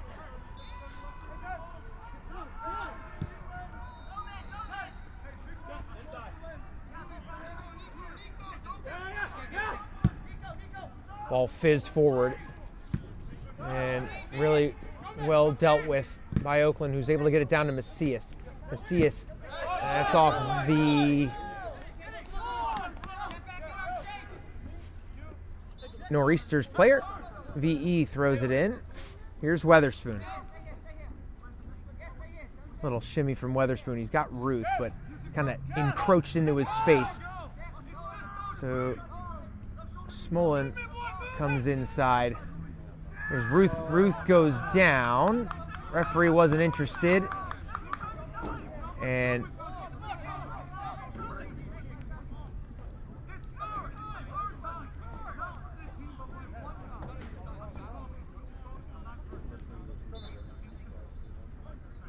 they throw back into Yurcho. Hazel couldn't turn it around, so we'll go backwards to Yurcho. Over here to Gomez. Gomez fizzes it across.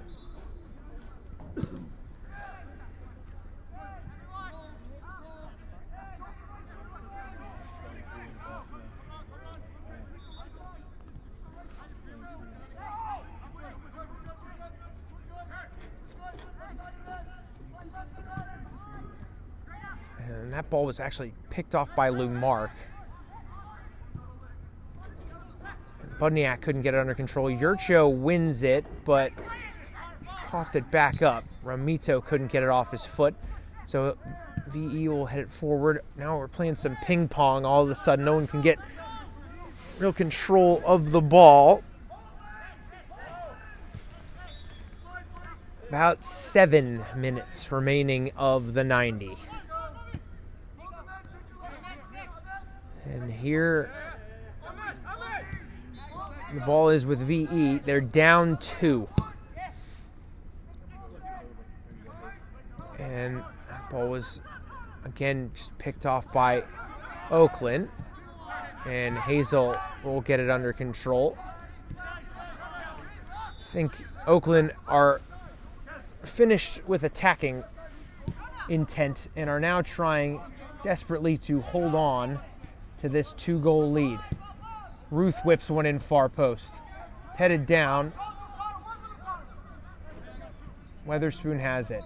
Out to Budniak. Gets past his man pretty easily, but the cross is highly overhit, and Ruth's not going to be able to get there.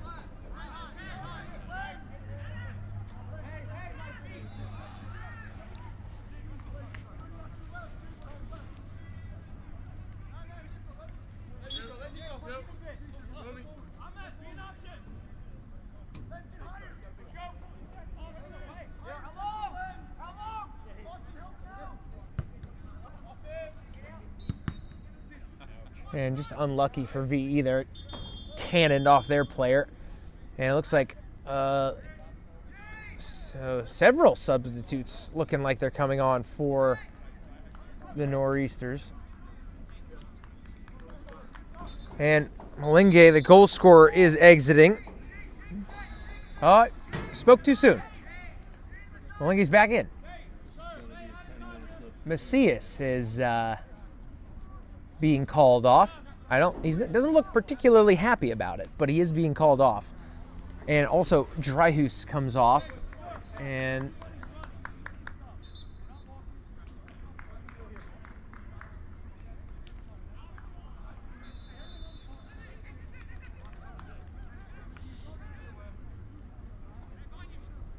okay, here comes the throw. Oh, no, excuse me, one more substitute.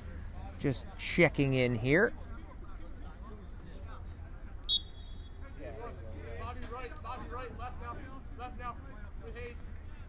And throw-ins over the top, and that was Got a perfect 10 on that, man.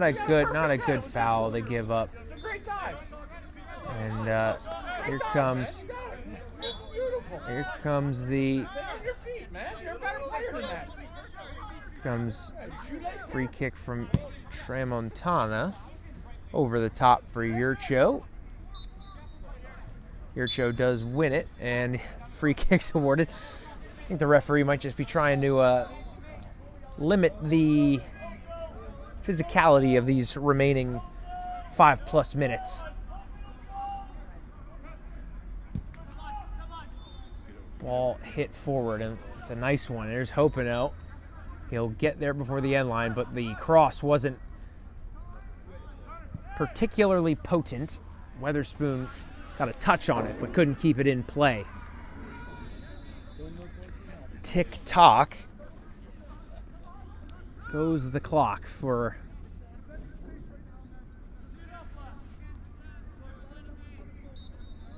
VE.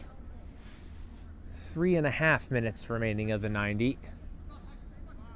And they're doing a pretty good job of just stifling this game. It feels like all the air's been kind of sucked out of it in the last 10 minutes or so.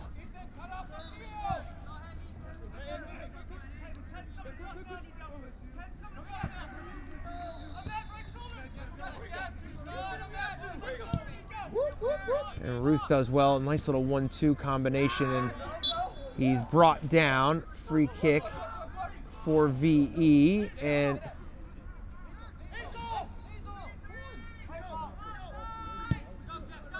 all played short. They find Hazel, and he kind of kept that one a little too long, but it was able to see off his challenger. Ball's going to be played forward for Williams, who's now taken up kind of a center forward role.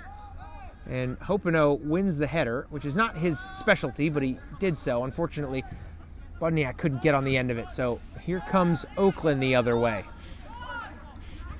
And this is music to Nor'easter fans' ears. Spoke too soon. That ball hasn't gone out. But, again, the ball is just not really threatening their goal right now. 2 minutes remaining of the 90.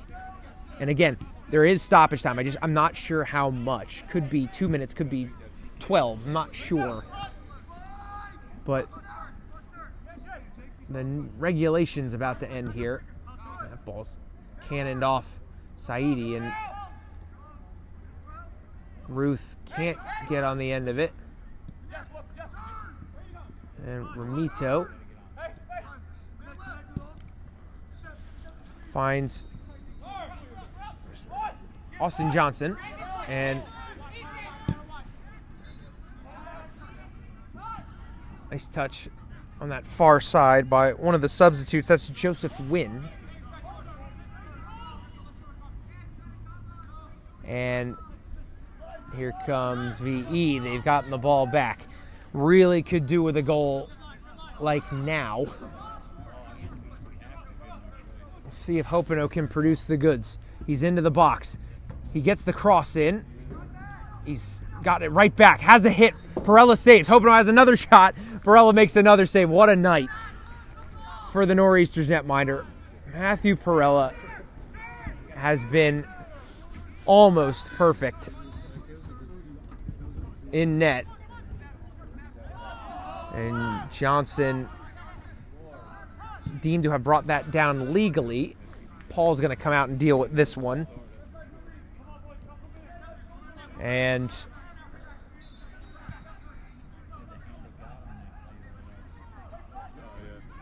Budniak has the ball. This ball really needs to get forward, and that's not what VE needed.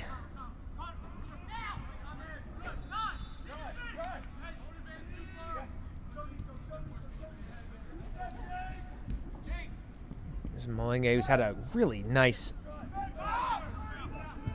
game, had that wonder strike in the first part, and wow, that ball wasn't actually that far off. That went in the roof of the net. 90 minutes has come and gone. How much stoppage time will we get? That ball goes into the parking lot. And Oakland's going to get a throw.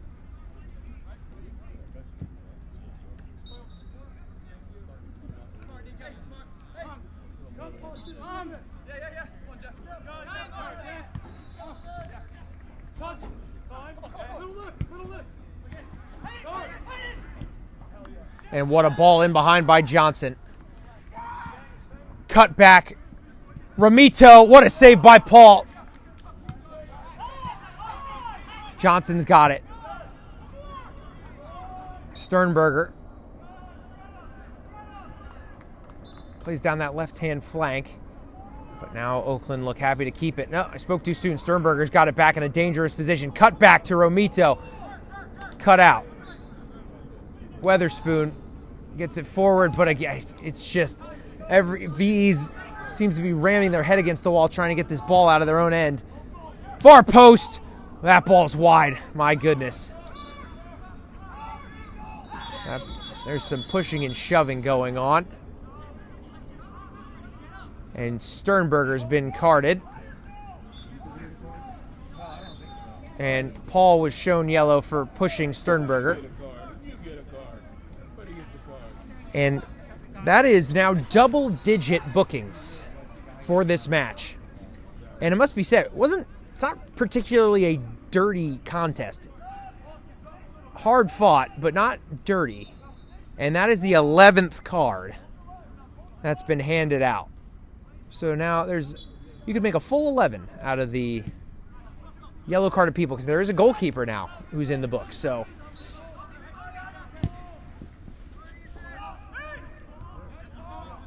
lots and lots of decisions made by this ref tonight, but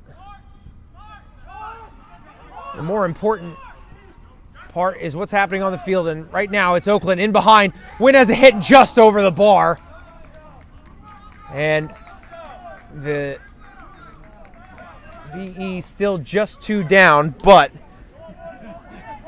we're now in the 93rd minute of this contest. How much longer will we play? Header goes out of play. Gomez goes backwards to Yurcho. There's Smolin, who will go outside to Budniak. Nice job to find Weatherspoon in the middle. Clipped forward looking for Hopino. Will that ball sit? It will. He's cut it back, but Oakland deal with it. Budniak heads it back into play.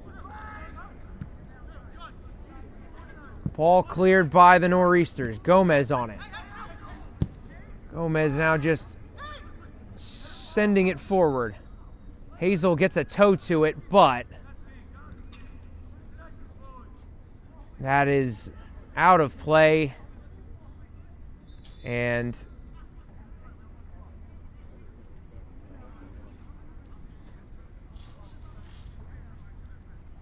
looks like Hopino's just dealing with some cramping on that far side.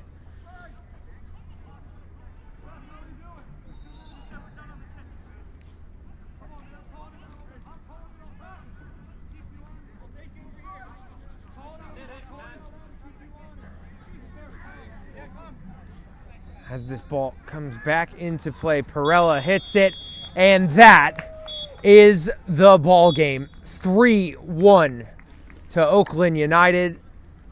their Open Cup dreams continue. Don't go anywhere. We'll be back with interviews in just a few minutes.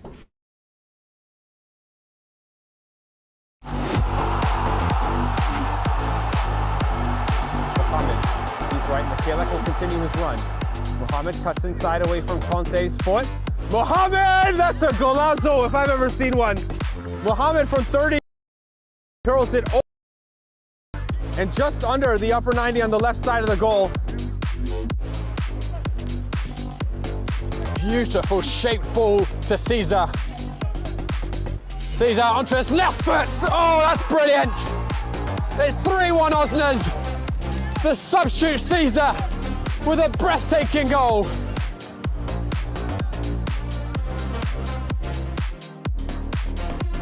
But now he's out of position. Brought in Oliveira. And he's gonna try and chip! Big bounce and it's in! Oliveira saw that Peabody was off his line, and now it's 3-0. Oliveira involved again.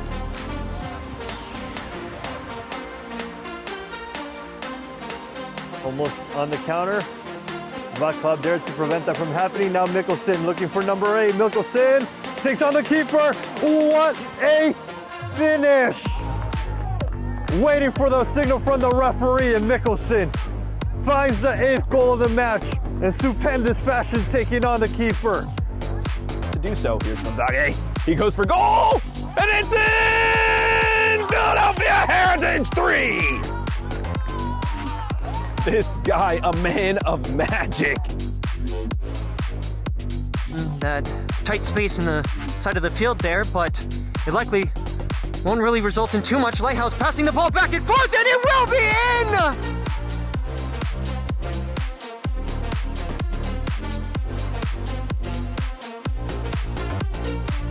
Years old now, astonishing he's still playing at this level, but every time I see he still looks more than a fit, and there's a spectre shot, and it's a beautiful cherry on the top of the cake for Lansdowne Yonkers. Off the table, instead Estupinian now cutting inside, has room, takes a shot. What a finish for Estupinian to get a goal back for Barcelona. Nothing Interiano can do about that one. An absolute curler. A lot can come up. Tambadou scored 2 goals last year. Oh! He gets another one. It's the opening goal. Banta Tambadou back on the score sheet for Block FC. And an emphatic finish. Zami will face. Shooting and in! Another tremendous goal scored by Manhattan Kickers.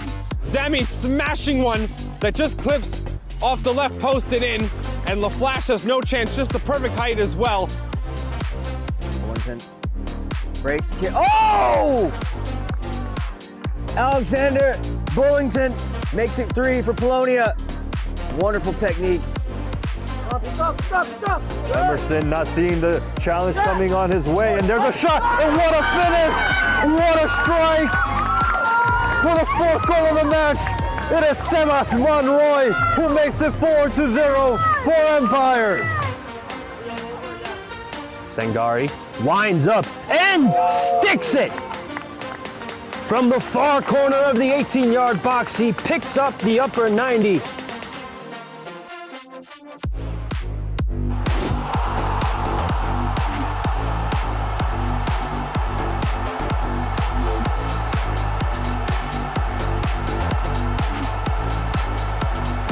From soccer fields across the USA to the legendary stadiums of Spain and Portugal, for 40 years, Petrobax has been the go-to expert for group travel to Spain and Portugal.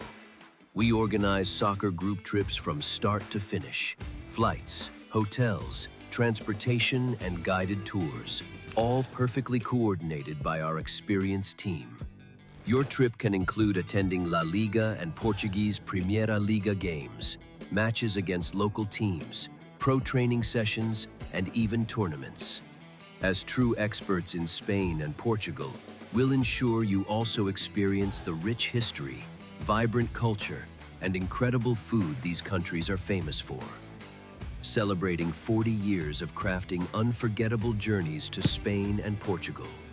Petrobras, your team, your passion, your trip to Spain and Portugal starts here. My name is Austin Brummett. I'm a men's soccer player at San Diego State University, and I play forward. The Salt Air Case helps block odor from my cleats when I'm driving in my car or when I'm keeping my cleats inside my house, so I don't have to worry about it stinking up my room. It helps me keep track of my cleats and my shin guards, so I know that they're together. I don't have to worry about tracking them down or losing them or stressing out about where they are. I would definitely rock this, walking to the games, walking around to my trainings. And it's super helpful for travel. When I travel in the airport to go to away games, it's not going to stink up my backpack or stink up the plane where I'm sitting. Magnetic strip on the top is super easy to open to take my cleats out and to put my cleats back in. I think it's an essential part of my outfit for soccer, and it helps keep all my stuff organized and stink-free.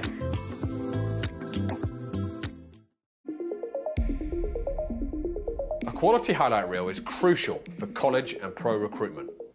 A lot of services offer generic solutions, but at Game & Frame we know every player is unique and needs a personalised approach to win over coaches. Our process is simple. We work with any footage, and if you need help finding your best plays, we'll review games for you. Once we've finished, you'll have a reel you can upload to any recruitment platform. We've helped hundreds of players get the attention they deserve, including placements in Division 1 programs. Scan the QR code or email us for a free consultation and start the journey to maximize your recruitment potential.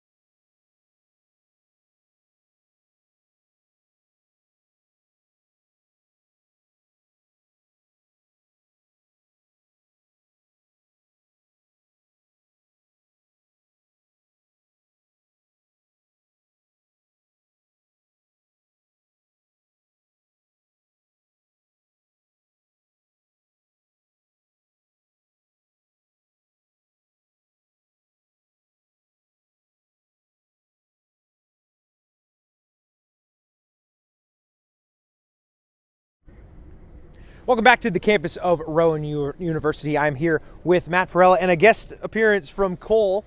So, Matt, I want to talk to you a little bit about your opponent tonight. You guys are APSL team mostly, but VE's been around. They've been in this competition before. Are you excited to get a chance to play such a storied club, and especially in this competition, no less? Yeah, for sure. I mean, I know Rob and the club very well. They're very professional. They're a club that when you think of the Open Cup in terms of top amateur teams, their side you want to play. I also think talking about the APSL in our squad, we've had trouble rallying guys to games. So to be able to get most of the guys that we'd like to be able to put on us kind of a first 11 was awesome. And then, the guys coming off the bench did great. But that's what the Open Cup's all about, right? So we're pumped to get a win in front of some of the youth players. How about it? But I want to hear from your perspective. You're up in the stands. Are you aware of the competition that these guys are playing in and how much this game meant to the guys on the field? Yeah. He did. So, Matt, it must be nice when you just get to hang out back there and see two absolute wonder strikes from your team. You probably had the best seat in the house for those. Just tell me what it was like from your perspective watching those balls go into the top corner. Yeah, no, it was great. Again, like the perspective from the back is unbelievable, and being able to help shape the guys, and then once they get in those spots, being able to finish it. And again, it's been a really long fall for us, so being able to talk to the guys and just saying, hey, when we can get everyone here and we can put together quality performances like that against a quality opponent, you know, it hopefully rallies guys to continue to want to be a part of this club and see what we're about. It was awesome. Yeah, so I think a real turning point in this match for me was that penalty that gets awarded. Okay, and I think at that point it was 1-1, I believe. Yeah. And no offense, but I think we're all sitting there, okay, it's going to be 2-1. Yeah, for sure. And then, you know, Oakland's really going to be under the pump here. Yeah. What did it mean to not only stop the pen, but then make that crucial second save on the rebound? That was huge. Yeah, it was cool. You know, I said to the guys after, you know, everybody comes on a Sunday and they got to work Monday mornings. None of us get to play as much as we'd like anymore, and certainly being able to have played for a little bit, you know, at a higher level every day. You know, you let up the first goal, which for me I thought was poor, and then the pen comes up and it's like, this is an opportunity to rally for your guys. So for me personally, it felt good to be able to do that for the group. You know what I mean? Like, you don't want to let your team down. You want to come up in big moments. But again, just personally, like it's just been a long fall for the guys, and it was cool. It was cool to get that save and then see the guys respond and rally. Yeah, a huge momentum shift, and you can feel it even in the stands. So just last question for you.